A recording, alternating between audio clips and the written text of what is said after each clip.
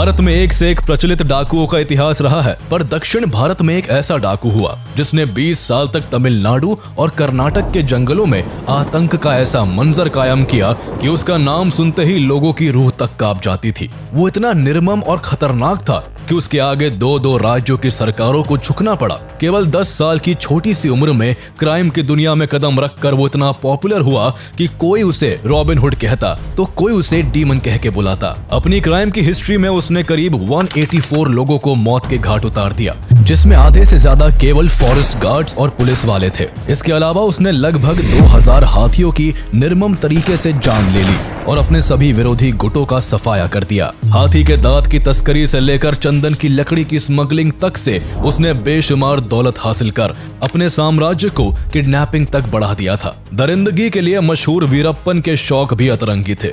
वो खूंखार दिखने के लिए न केवल लंबी लंबी मूछें रखता बल्कि पुलिस अधिकारी को मारकर उनके सर से फुटबॉल भी खेला करता था। एक समय ऐसा आया कि उसने कन्नड़ सिनेमा के सुपरस्टार राजकुमार को किडनैप किया तो कभी कर्नाटका के फॉर्मर मिनिस्टर नागप्पा को किडनैप कर उनकी दिन दहाड़े हत्या कर दी, जिससे पूरे भारत में सनसनी फैल गई। उसकी इस पॉपुलैरिटी और दरिंदगी से तंग आकर कर्नाटका एंड तमिलनाडु सरकार को उसे पकड़ने के लिए 5 करोड़ का इनाम घोषित करना पड़ा। फिर भी 20 सालों में 220 करोड़ खर्च करने के बावजूद भी पुलिस कभी उसे जिंदा नहीं पकड़ सकी। तो आइए जानते हैं कहानी भारत के most wanted criminal Koose Munusamy Veerappan की, जिसने पूरे दुनिया में अपराध का ऐसा डंका बजाया कि उसके मरने पर विदेशी मीडिया का शीर्षक था death of a demon. Veerappan and his gang members have killed 119 persons so far. Despite a decade-long effort by 2 states to nab this dreaded criminal, he has run away scot-free every time.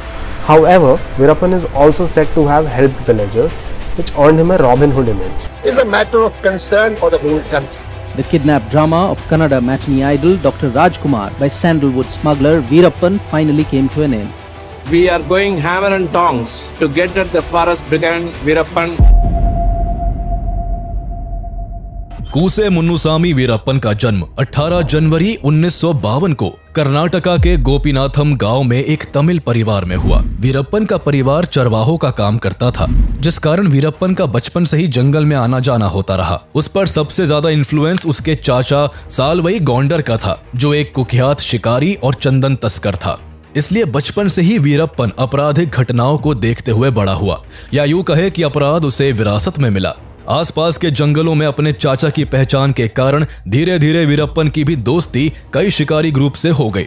जब भी वो जंगल जाता तो अक्सर शिकारियों को हाथियों का शिकार करते हुए बड़े गौर से देखता।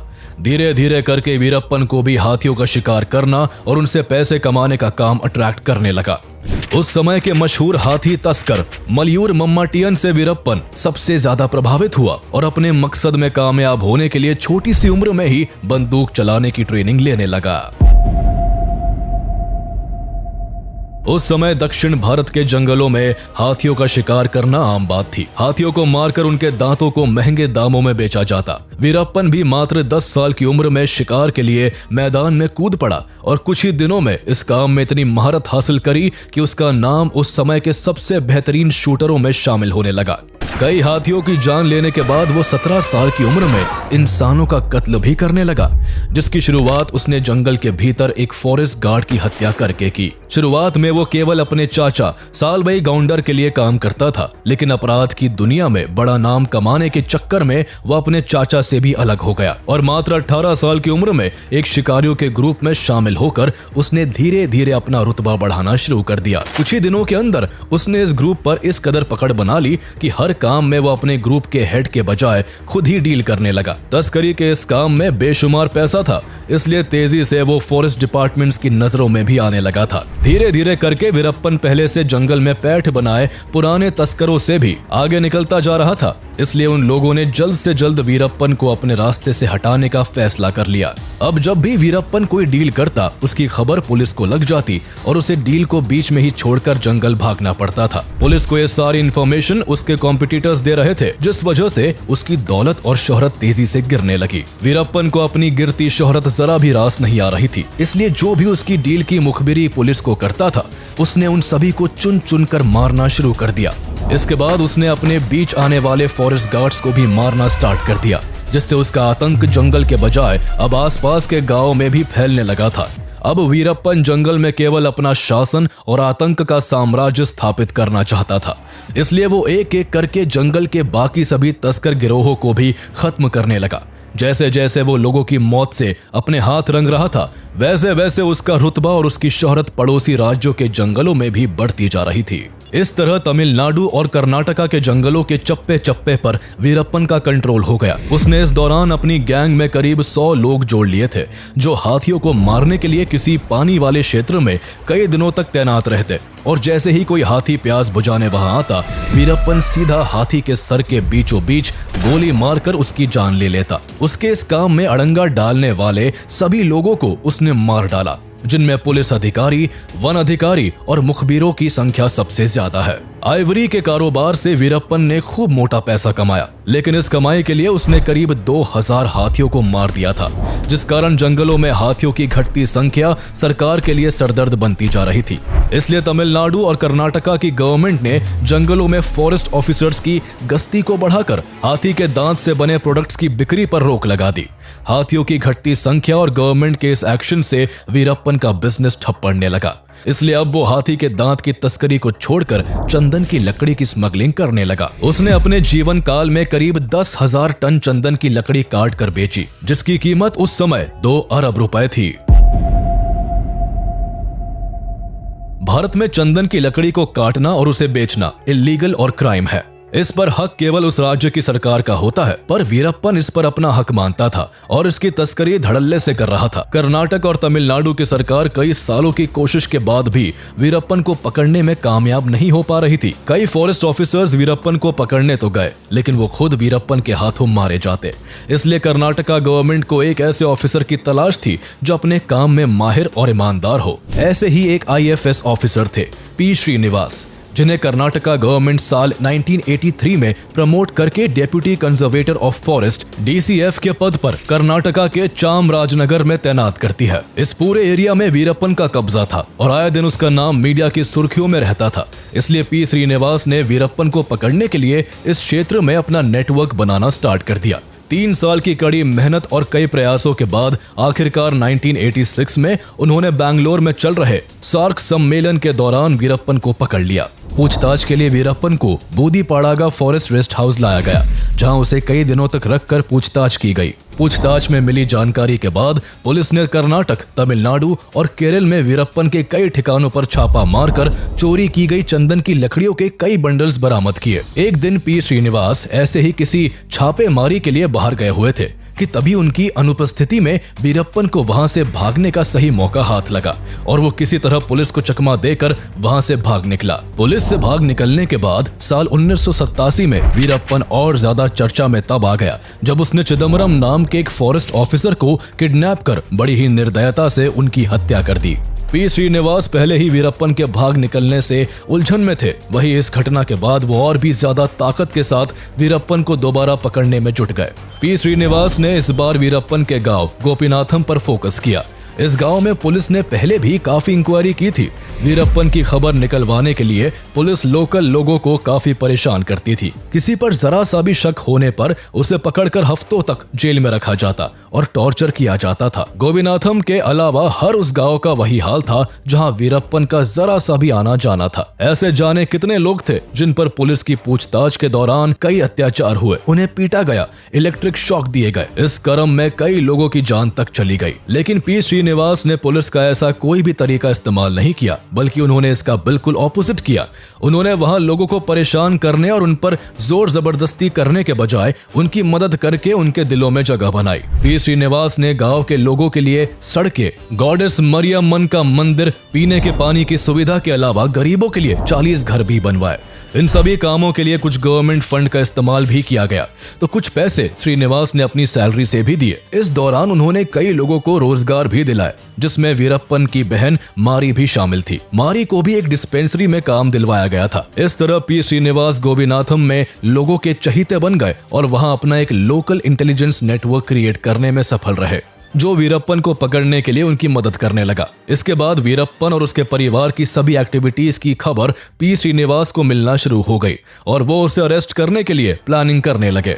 लेकिन एक दिन वीरप्पन के लोगों ने उन इन्फॉर्मर्स को पुलिस की जीप में घूमते हुए देख लिया। ये जानकारी जब वीरप्पन को मिली तो उसने उन सभी इन्फॉर्मर्स को बेरहमी से मार डाला और उनके सर को काटकर पूरे गांव में घुमाया। ये सब देखकर पब्लिक के अंदर वीरप्पन का डर बुरी तरह बैठ गया, जिसके बाद से पी श्रीनिवास को वीरप्पन से रिलेटेड कोई भी इंफॉर्मेशन मिलना बंद हो गई। अपना आतंक कायम रखते हुए वीरप्पन ने 1990 में मुथु लक्ष्मी से शादी कर ली। इसके कुछ ही दिन बाद फरवरी 1990 में पुलिस को वीरप्पन की चंदन तस्करी की एक बड़ी डील की इंफॉर्मेशन मिली। डील की जगह पता चलते ही पुलिस ने उस जगह को चारों ओर से घेर लिया। वीरप्पन को बचने के लिए अपना सारा माल छोड़कर वहां से छुपते छुपाते भागना पड़ा। इस दौरान लगभग 1.5 करोड़ रुपए कीमत की चंदन की लकड़ी को पुलिस ने बरामद किया। इस कार्रवाई से वीरप्पन को भारी नुकसान हुआ था, जिससे वो पुलिस के प्रति और अधिक क्रूर हो गया। वीरप्पन का यह गुस्सा तब और बढ़ गया जब उसे उसकी बहन मारी की सुसाइड की खबर मिली। इसके लिए उसने पी श्रीनिवास को दोषी ठहराया। दरअसल जब से पी श्रीनिवास ने वीरप्पन की बहन को काम दिलाकर मदद की थी, तब से उनके अफेयर की अफवाह उड़ने लगी थी। इसलिए बहन की आत्महत्या के लिए वीरप्पन पी श्रीनिवास को जिम्मेदार मानने लगा।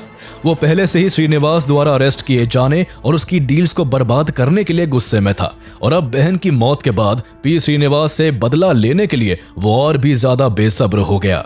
कुछ वक्त बाद ही उसे अपना बदला लेने का अच्छा मौका दिखा। दरअसल जुलाई 1991 में पी श्रीनिवास का STF में कार्यकाल समाप्त हो गया, जिसके बाद उन्हें मुहैया की गई सुरक्षा कम कर दी गई। सही मौका पाकर वीरप्पन ने पी श्रीनिवास के खिलाफ प्लानिंग करते हुए अपने छोटे भाई अर्जुनन के जरिए श्रीनिवास को संदेश भिजवाया कि वो सरेंडर करना चाहता है, लेकिन इसके लिए उन्हें अकेले उससे मिलने जंगल आना होगा। हालांकि ये सब वीरप्पन की चाल थी, पर पी श्रीनिवास इसमें फंस गए और वीरप्पन से मिलने अकेले ही जंगल की ओर निकल पड़े। उनके वहां पहुंचते ही वीरप्पन ने उन्हें बेरहमी से मार डाला। ऐसा माना जाता है कि वीरप्पन उनके सर को काटकर अपने साथियों के साथ फुटबॉल खेला करता था। इस तरह की निर्मम हत्या से पूरा देश दहल चुका था। उसकी दरिंदगी के किस्से देश के कोने कोने में मशहूर होने लगे थे। अकेले वीरप्पन ने 2-2 राज्यों की पुलिस की नाक में दम कर रखा था। जब भी दोनों में से किसी एक स्टेट की पुलिस कार्रवाई करती, वीरप्पन दूसरे स्टेट के जंगलों में जाकर छुप जाता था, जिससे पुलिस चाहकर भी उसे पकड़ नहीं पा रही थी। इसलिए कर्नाटक और तमिलनाडु की गवर्नमेंट ने मिलकर 1992 में एक joint special task force STF का गठन किया। वीरप्पन को पकड़ने की जिम्मेदारी इस फोर्स के जॉइंट चीफ वॉल्टर देवराम को दी गई। फरवरी 1992 में कर्नाटका टास्क फोर्स ने वीरप्पन के अड्डों पर कार्रवाई करते हुए उसके राइट हैंड गुरुनाथन को मार गिराया। इस पूरे ऑपरेशन में SI शकील अहमद की बड़ी भूमिका थी और उनकी बहादुरी के कारण ही यह संभव हो पाया था। इस घटना के बाद वीरप्पन चुप नहीं बैठा और 3 महीने बाद ही रामपुरा पुलिस स्टेशन पर हमला कर कई पुलिस कर्मियों को मारकर उनके हथियारों को लूट लिया। वीरप्पन इस तरह एक के बाद एक कई अटैक्स करता है, जिसके बाद STF हरकत में आ जाती है और उसके सभी अड्डों के आसपास सघन तलाशी अभियान शुरू कर देती है, पर STF को कुछ भी हाथ नहीं लगता। वहीं दूसरी तरफ वीरप्पन आइवरी की एक फेक डील की अफवाह फैलाता है, जिसके चलते 14 अगस्त 1992 को SP हरि कृष्ण और SI शकील अहमद अपनी टीम के साथ उसे पकड़ने के लिए जंगल पहुंच जाते हैं। यहाँ वीरप्पन प्लानिंग के तहत घात लगाकर उन पर हमला करता है, जिसमें SP हरि कृष्ण और SI शकील अहमद समेत 5 पुलिस कर्मियों की जान चली जाती है। वीरप्पन का पुलिस वालों पर कहर बरस रहा था। पुलिस उसे पकड़ने जाती है और खुद उसका शिकार हो जाती। वीरप्पन इस बार IPS ऑफिसर के गोपाल कृष्णन को टारगेट करता है और 1993 में कोलाथपुर गांव में पोस्टर लगाकर खुद को पकड़ने के लिए गोपाल कृष्णन को ललकारता है। इस खबर से पूरे इलाके में सनसनी फैल जाती है और गोपाल कृष्णन वीरप्पन के इस उकसावे में आकर उसे पकड़ने के लिए अपनी टीम के साथ जंगल निकल पड़ते हैं। उनके साथ 15 इन्फॉर्मर्स, 2 फॉरेस्ट गार्ड्स और 5 पुलिस वाले भी एक अन्य बस में सवार थे, जो उनके आगे आगे चल रहे थे। वीरप्पन भी उनकी हर गतिविधि पर नजर गड़ाए बैठा था और उसने पहले से ही रास्ते में लैंड माइन्स को बिछवा दिया था। जैसे ही बस पलार ब्रिज के पास पहुंचती है, बस को विस्फोट से उड़ा दिया जाता है। बस में सवार सभी 22 लोग मारे जाते हैं, लेकिन गोपाल कृष्णन दूसरे व्हीकल में होने के कारण बच जाते हैं। इस विस्फोट में वो गंभीर रूप से घायल होते हैं और उन्हें ठीक करने के लिए डॉक्टर्स को 9 सर्जरीज करनी पड़ती है। इस घटना के बाद पुलिस प्रशासन की साख पर गंभीर प्रश्न चिन्ह लग चुका था। इसलिए STF ने अपनी ऑपरेशन को और तेज कर दिया और वीरप्पन के गांव में सघन तलाशी शुरू कर दी। इस दौरान मई 1993 में पुलिस उसके परिवार वालों से पूछताछ करती है और उसकी पत्नी मुथु लक्ष्मी को अपने पति का सहयोग करने के जुर्म में गिरफ्तार कर लेती है। हालांकि उसे कुछ दिनों के बाद छोड़ दिया जाता है। वीरप्पन की पत्नी को तो रिहा कर दिया गया, लेकिन इसी बीच तमिलनाडु गवर्नमेंट ने वीरप्पन और उसके गुट को पकड़ने के लिए एसटीएफ के साथ साथ बीएसएफ को भी जोड़ दिया। बीएसएफ ने जुलाई 1993 में फॉरेस्ट एरिया में ऑपरेशन करते हुए वीरप्पन के 19 साथियों को गिरफ्तार कर लिया। एक महीने बाद अगस्त 1993 में बीएसएफ और वीरप्पन की गैंग के बीच फिर से मुठभेड़ हुई, जिसमें वीरप्पन के 18 लोग मारे गए। वहीं इस दौरान बीएसएफ के 3 जवान भी शहीद हो गए। इसके बाद का क्रम कई सालों तक ऐसा ही चलता रहा। कभी पुलिस वीरप्पन के गैंग मेंबर्स को मार गिराती तो कभी वीरप्पन पुलिस पर छुपके से हमला करके उन्हें अपना निशाना बनाता। पुलिस लाख कोशिशों के बाद भी वीरप्पन को पकड़ना तो दूर, उसको छू तक भी नहीं पा रही थी। जंगल में उसने एक ऐसा साम्राज्य स्थापित कर लिया था जिसे 2 राज्यों की पुलिस मिलकर भी नहीं गिरा पा रही थी। अब वीरप्पन ढेर सारे पैसों और अपने रसूख का इस्तेमाल करके पॉलिटिकल फेवर पाने के लिए उनसे अपना संपर्क बढ़ाने लगा। इसी चाहत में उसने वन अधिकारियों और चर्चित लोगों को अगवा कर उन्हें रिहा करने के बदले अपनी बात मनमाना शुरू कर दिया। 13 जुलाई 1997 में वीरप्पन ने बुरुड़े जंगलों में 10 फॉरेस्ट ऑफिसर्स को किडनैप कर लिया और उन्हें रिहा करने के बदले में सरकार से ऑफिशियल स्टेटमेंट के जरिए माफी की मांग की। हालांकि सरकार ने वीरप्पन से बातचीत के जरिए उन सभी को 7 हफ्तों के बाद रिहा करवा लिया। इसके कुछ ही महीने बाद 8 अक्टूबर 1997 को वीरप्पन की गैंग ने 2 वाइल्ड लाइफ फिल्म मेकर्स कृपाकर और सेनानी को किडनैप कर लिया, जो जंगल में कुछ शूट करने गए हुए थे। वीरप्पन को उनकी बात का विश्वास नहीं हुआ। उन्हें लगा कि वो दोनों पुलिस के इन्फॉर्मर्स हैं, इसलिए उसने 10 दिनों तक उन्हें अपने पास रखा और फिर जब उसका शक दूर हो गया तो उसने दोनों को छोड़ दिया। आगे चलकर दोनों ने वीरप्पन के बारे में काफी कुछ शेयर किया। उन दोनों के अनुसार वीरप्पन को वाइल्ड लाइफ बहुत पसंद थी और जंगलों में सालों से रहने के कारण वो किसी भी जानवर को उसकी आहट से पहचान लेता और कई जानवरों की आवाजें भी निकाल लेता था। इसके अलावा समय समय पर वो अपने क्राइम की ऑडियो और वीडियो रिकॉर्ड करवाकर बाहर भेजता, जिससे उसके आतंक का कहर कायम रहे। वीरप्पन वो खूंखार डकैत और तस्कर था जो गुनाह किए बिना रह नहीं सकता था। उसे मानो कोई ना कोई अपराध करने का चाव लगा हुआ था। वो अपने क्राइम्स के जरिए सुर्खियों में बना रहना चाहता था। इसलिए साल 2000 में वीरप्पन ने दक्षिण भारत के मशहूर फिल्म अभिनेता राजकुमार को उनके ही घर से किडनैप करके पूरे भारत में सनसनी मचा दी। इस किडनैपिंग ने जहां लोगों को हैरान कर दिया तो वहीं कर्नाटका गवर्नमेंट पर प्रेशर बढ़ गया था और गवर्नमेंट को वीरप्पन की कई मांगों को मानने पर मजबूर होना पड़ा। राजकुमार को छुड़ाने के लिए हुए नेगोशिएशन में तमिल मैगजीन नक्खीरन के एडिटर आर गोपाल ने बड़ी भूमिका निभाई थी। उन्होंने वीरप्पन के साथ कई दौर की बातचीत की, जिसमें उसने अपनी कई डिमांड्स को सामने रखा।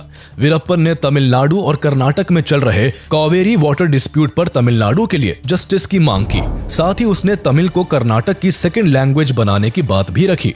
इसके अलावा उसने अपने कई साथियों को तमिलनाडु और कर्नाटका की जेलों से रिलीज करने और 1000 करोड़ की फिरौती देने का भी दबाव बनाया। वीरप्पन की 10 से ज्यादा डिमांड्स में कुछ डिमांड ऐसी भी थी जिन्हें आज तक पब्लिक नहीं किया गया। उस समय यह मामला इतना हाई प्रोफाइल और चर्चित था कि कर्नाटका के चीफ मिनिस्टर एस.एम. कृष्णा को तमिलनाडु का दौरा करना पड़ा और वीरप्पन की मांगों को लेकर वहां के चीफ मिनिस्टर एम. करुणानिधि से बातचीत करनी पड़ी। काफी मशक्कत के बाद आखिरकार 108 दिनों के बाद राजकुमार को रिहा कराया जा सका।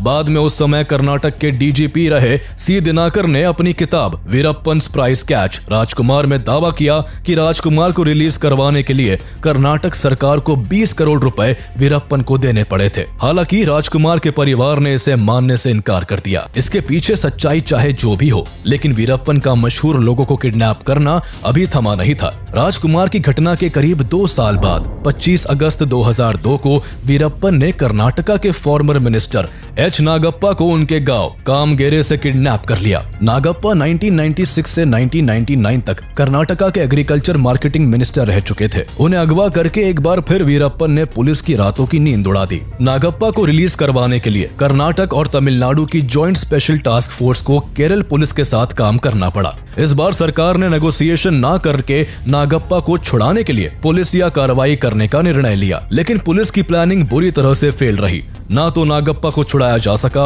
और ना ही वीरप्पन को गिरफ्तार किया जा सका। वही वीरप्पन पुलिस के इस रुख से काफी गुस्से में था। इसलिए जब उसे लगा कि सरकार उससे कोई नेगोशिएशन नहीं करेगी तो उसने नागप्पा को मारकर जंगल में फेंक दिया। इस घटना से एक बार फिर पूरा दक्षिण भारत सन्न रह गया। कर्नाटका और तमिलनाडु की जॉइंट स्पेशल टास्क फोर्स की भारी बदनामी हुई। उनकी कार्यशैली पर सवाल उठाए जाने लगे और उनके ऊपर वीरप्पन को जल्द से जल्द पकड़ने का दबाव बढ़ने लगा। इस घटना के बाद कर्नाटका गवर्नमेंट ने वीरप्पन को जिंदा या मुर्दा पकड़ने पर इनाम की राशि को बढ़ाकर 5 करोड़ कर दिया। यह राशि दाऊद इब्राहिम को पकड़ने के लिए रखी गई इनामी राशि के बाद दूसरा सबसे बड़ा इनाम था।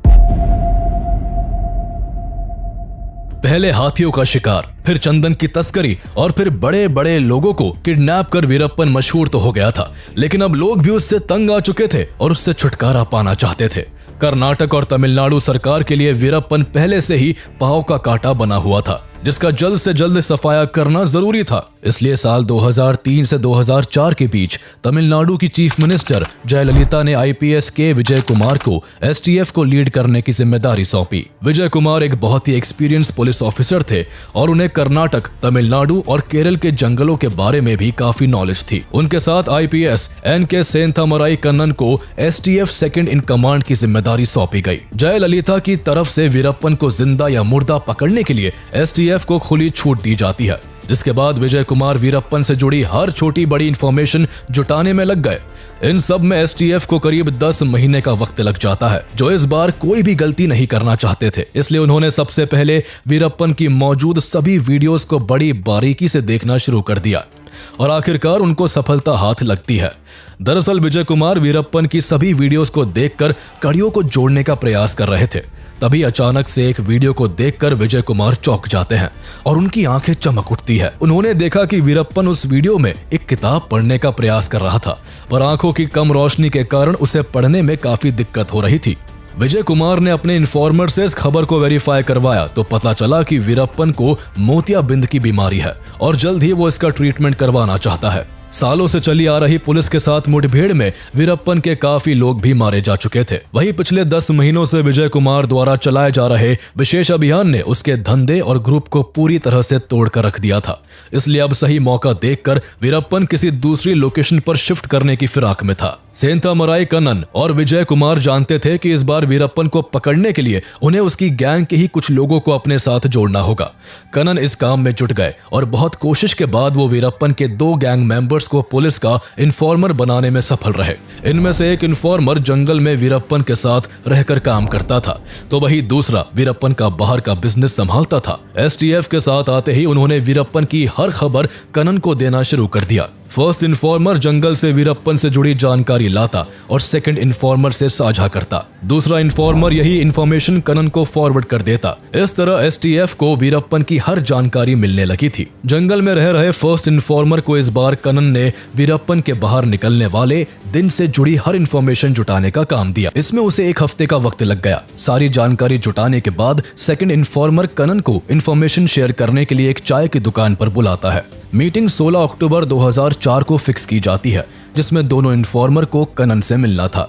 16 अक्टूबर के दिन फर्स्ट इन्फॉर्मर द्वारा बताई गई चाय की दुकान पर दूसरा इन्फॉर्मर पहुंचता है। वही सेंथामराई कन्नन अपनी अनकवर गाड़ी में बैठे हुए थे। कुछ देर बाद फर्स्ट इन्फॉर्मर भी वहां पहुंच जाता है और चाय पीने के बहाने दूसरे इन्फॉर्मर को बताता है कि अन्ना 18 अक्टूबर को अपना ट्रीटमेंट करवाने जंगल से बाहर आने वाले हैं और वो सेलम के एक हॉस्पिटल में अपना ट्रीटमेंट करवाना चाहते हैं, लेकिन वो चाहते हैं कि इसकी खबर पुलिस को ना लगे, इसलिए वो हर चीज को कई बार वेरीफाई करवा रहे हैं। इसके साथ ही वो बताता है कि उनके साथ कुछ हथियारों से लैस आदमी भी हो सकते हैं, इसलिए किसी ऐसी गाड़ी को लाया जाए जिसमें ज्यादा लोग बैठ सके। सेकंड इन्फॉर्मर सारी इन्फॉर्मेशन कन्नन को फॉरवर्ड करता है, जिससे वो अपने सीनियर विजय कुमार को पास कर देते हैं। यह विजय कुमार और उनकी टीम के लिए बेस्ट चांस था, क्योंकि उन्हें भी पता था कि वीरप्पन को जंगल के अंदर पकड़ना लगभग नामुमकिन है। इसलिए वीरप्पन के जंगल से बाहर आने वाले दिन को ही उसकी जिंदगी का आखिरी दिन बनाने में एसटीएफ पूरी जी जान से जुट जाती है। प्लानिंग की जाती है कि वीरप्पन को आंख के इलाज के लिए हॉस्पिटल तक एम्बुलेंस के जरिए लाया जाएगा।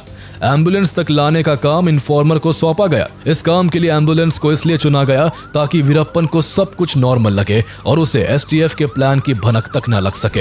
हालांकि हड़बड़ी में इस एम्बुलेंस में सेलम की स्पेलिंग गलत लिख दी गई। यह एसटीएफ की ओर से एक बड़ी चूक थी। परंतु किस्मत से वीरप्पन और उसके गैंग के लोगों की नजर इस गलती पर नहीं जा सकी। इस पूरे ऑपरेशन को ऑपरेशन कोकून नाम दिया गया, जो कि एम्बुलेंस का कोड नेम था। वीरप्पन को इलाज के बहाने एम्बुलेंस के जरिए जंगल से बाहर लाने का प्लान तो बन चुका था, पर अब एक चैलेंज ये था कि उस एम्बुलेंस को ड्राइव कौन करेगा। इसलिए विजय कुमार और सेंतमराई कन्नन इस ऑपरेशन में शामिल होने वाले सभी कमांडोज के साथ मीटिंग करते हैं, जिसमें तय होता है कि एम्बुलेंस का ड्राइवर और हेल्पर एसटीएफ के ही 2 अंडरकवर एजेंट होंगे। उधर वीरप्पन, जो कि अपनी लंबी लंबी मूंछों के लिए मशहूर होता है, वो बाहर निकलने से पहले अपनी मूंछें कटवा लेता है और 18 अक्टूबर 2004 को रात के समय जंगल से बाहर निकलकर अपने तीनों साथियों के साथ एम्बुलेंस में बैठ जाता है। एसटीएफ के कमांडोज गन्ने से भरी ट्रक और एक लॉरी की आड़ में छुपकर अपनी अपनी पोजीशंस ले लेते हैं। 6 एसटीएफ कमांडोज पास के ही स्कूल की छत पर अपनी अपनी AK-47 राइफल्स के साथ मुस्तैद हो जाते हैं। वही कनन एक वैन से फील्ड पर उतरकर अपनी टीम को इंस्ट्रक्शन देने लगते हैं। जैसे ही एम्बुलेंस उस जगह पहुंचने वाली होती है, उसका ड्राइवर पहले गाड़ी की नीली बत्ती जलाता है और फिर आगे की फॉग लैंप जलाता है। दरअसल ये एसटीएफ का एक सीक्रेट कोड होता है, जिसका मतलब होता है कि गाड़ी में वीरप्पन के अलावा और भी लोग हैं और सभी के पास हथियार है। ये देखते ही कनन तेजी से दौड़ने लगते हैं और थम्स अप दिखाकर विजय कुमार और बाकी की टीम को अलर्ट कर देते हैं। जैसे ही एम्बुलेंस एसटीएफ के नजदीक पहुंचती है, सबसे पहले ट्रक से रास्ता ब्लॉक कर दिया जाता है और इसी बीच एम्बुलेंस का ड्राइवर तेज ब्रेक मारता है ताकि उसमें बैठे वीरप्पन और उसके लोगों को तेज झटका लगे और वो अनबैलेंस होकर एक दूसरे पर गिर जाए। ऐसा करने के तुरंत बाद एसटीएफ के दोनों कमांडोज तेजी से एम्बुलेंस से कूदकर अपनी टीम से जा मिलते हैं। वीरप्पन कुछ समझ पाता कि तभी एसटीएफ अनाउंसमेंट करके वीरप्पन को सरेंडर करने को कहती है। वीरप्पन को अब सारा खेल समझ आ चुका था, पर उसे इस तरह खुद को पुलिस के हवाले करना बिल्कुल भी बर्दाश्त नहीं था। इसलिए अनाउंसमेंट के तुरंत बाद उसने और उसके तीनों साथियों ने पुलिस पर फायरिंग करना शुरू कर दी। एसटीएफ ने भी जवाबी कार्रवाई करते हुए 20 मिनट के अंदर ही एम्बुलेंस पर 338 राउंड फायरिंग की। इस अंधाधुन गोलीबारी में वीरप्पन और उसके तीनों साथी मारे जा चुके थे। इस खबर के बाद तमिलनाडु और कर्नाटका की सरकारों ने राहत की सांस ली। उनका सबसे बड़ा सरदर्द अब खत्म हो चुका था।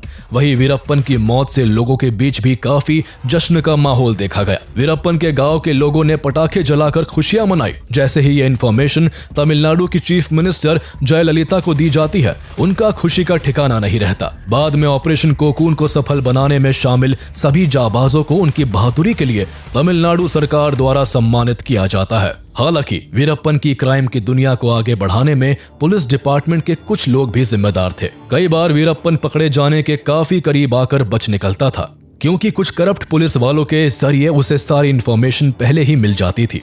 वीरप्पन को पकड़ने के लिए कर्नाटक और तमिलनाडु की सरकार को 20 सालों में 220 करोड़ खर्च करने पड़े, लेकिन फिर भी कुख्यात और चालाक वीरप्पन को पुलिस कभी जिंदा नहीं पकड़ पाई। वीरप्पन की मौत के बाद उसके एनकाउंटर के बारे में मीडिया में कई तरह की थ्योरीज चली। कोई कहता कि वीरप्पन को पुलिस ने 3 दिनों तक टॉर्चर करके मार दिया, तो कोई बताता कि वीरप्पन सरेंडर करना चाहता था पर उसे मौका नहीं दिया गया। कहा तो यहाँ तक भी जाता है कि अगर वो जिंदा पकड़ा जाता तो कई पॉलिटिशियंस और ऑफिसर